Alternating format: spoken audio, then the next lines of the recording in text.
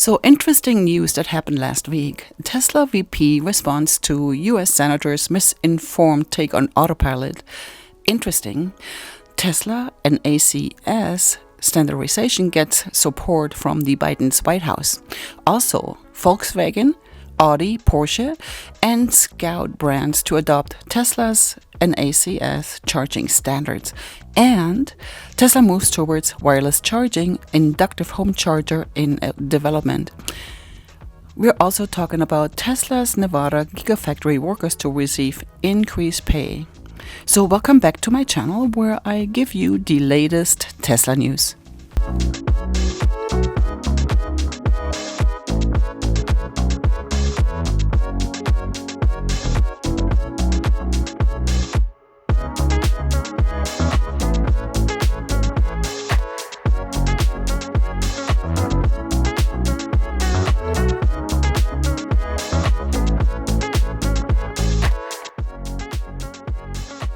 So this is from Barron's.com. Tesla's Elon Musk has a plan to counter union interest, and it rhymes with honey.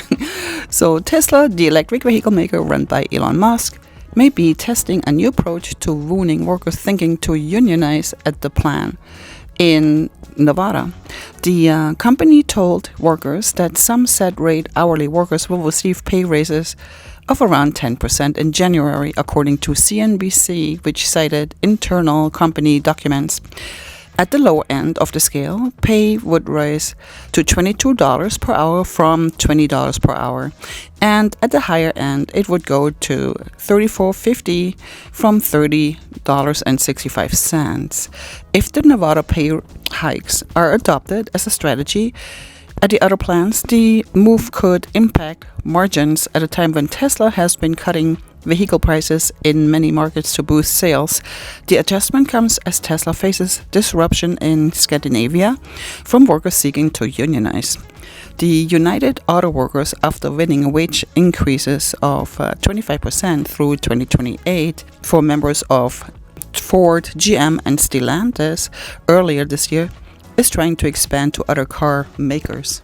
Musk said he opposes the idea of unions, which has to do with him giving his employees stock-based compensations.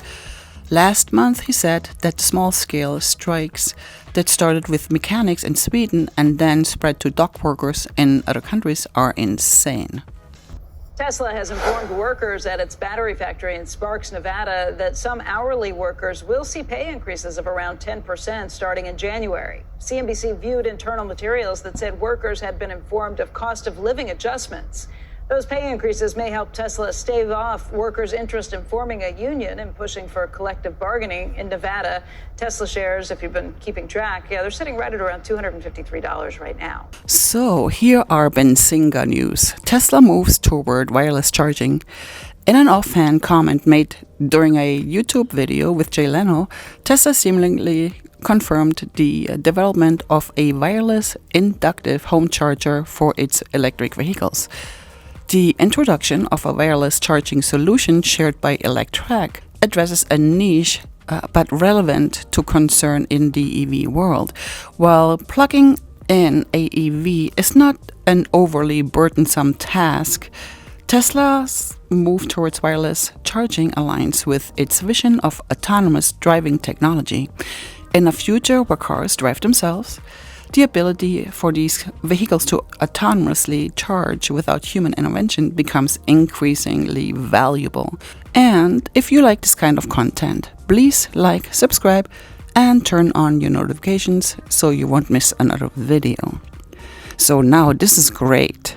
This is by Teslarati. Volkswagen, Audi, Porsche, and Scout brands to adopt Tesla's NACS system. Tesla's North American charging standard has nearly been adopted by every automaker in the industry, now including VW's entire lineup of brands. Volkswagen, Audi, and Porsche will adopt Tesla's NACS charging port beginning in 2025, as announced on Tuesday in a press release. EVs from each of the autobrands will also gain access to the supercharging network beginning in 2025, and the company says it is looking to adapt solutions for existing EVs without the hardware. Additionally, VW's new brand Scout Motors will include the Tesla charging port when its EV goes on sale.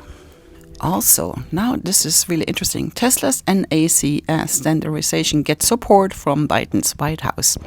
Tesla CEO Elon Musk and US President Joe Biden might not necessarily have the best relationship right now, but it would appear that the White House at least recognized the electric vehicle makers' role in the United States rapid charging market. As per recent report, SAE International, formerly the Society of Automotive Engineers, has confirmed Tesla's North American charging standard as a standard EV connector. Now, the United States is a key electric vehicle market.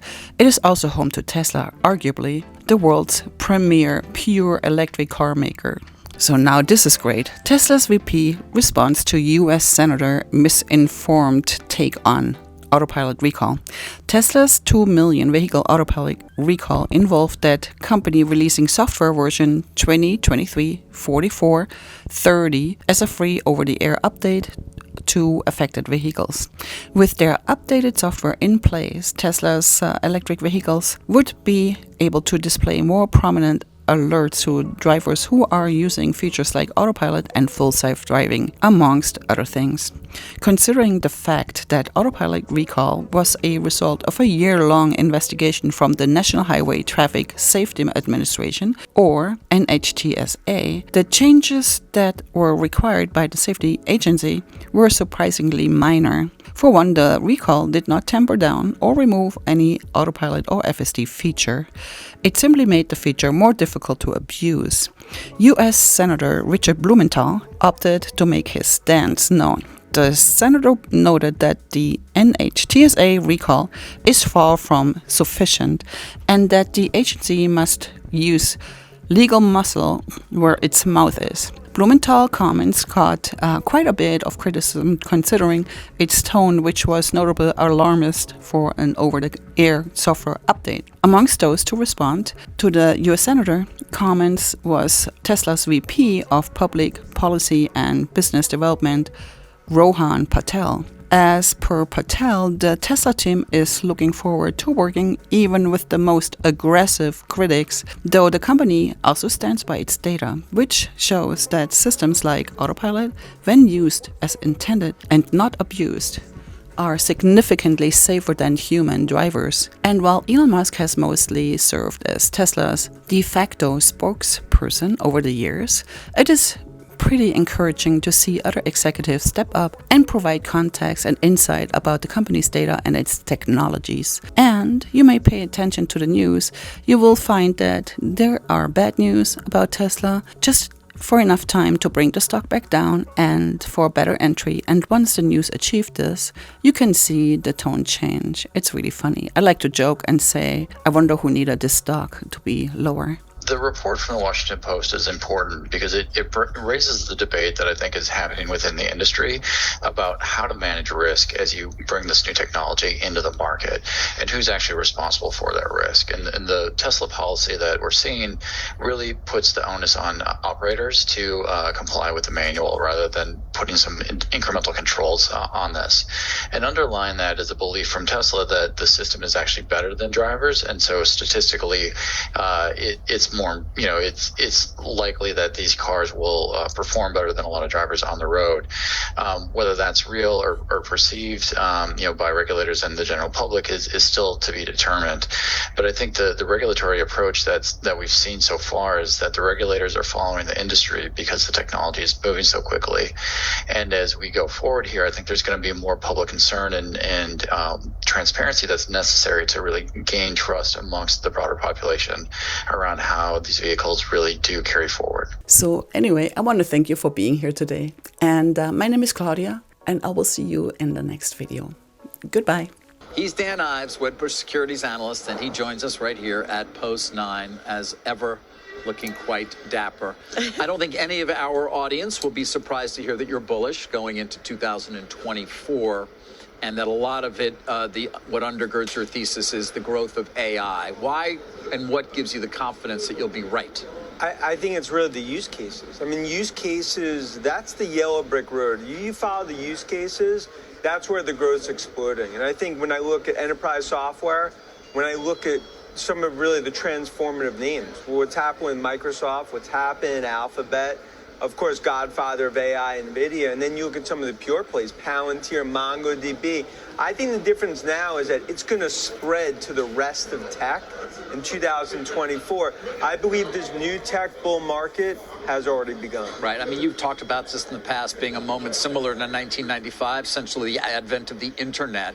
When you talk about a spread, though, and you see what the benefits going to so many companies, and that will be reflected more broadly in their stock prices as well, beyond sort of some of the names we're looking at and other beneficiaries so far this year? Yeah, I think the difference is that when I look at street numbers for 2024 across tech, specifically when I look at software, even big tech, I think potentially underestimated by 5, 7, 10%.